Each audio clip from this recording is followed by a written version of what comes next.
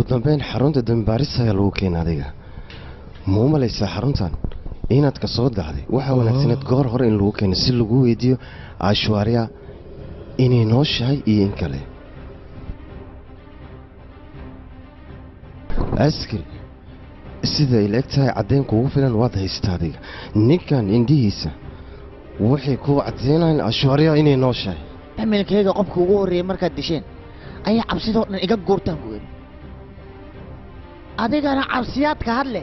ninkii koowaad iyo ninka labaad ninka saddexaad adigaa lagaa dilay aniga inaa baqay maad ii malaysay markan adigaa lagugu soo foodliyaale ninka amar ahayne waa nool yahaan ku yidhi mar dhowna waa lagu dilaa maanta indhahay ka muuqdaanaan ku yidhi cabsidaad sheegaysa ninka amar ahay waalidiintiisa inaa baabi'isana waa ogyahay uu sugaana ku dilay hore haddaad u badbaaday maanta badbaadi maysid waa dhimehan ku yidhi mayacmayaada meel inaad iska dhigto ashwaara inay noosha haddii aad ii sheegto laga yaabo adiga inaan ku cafiyo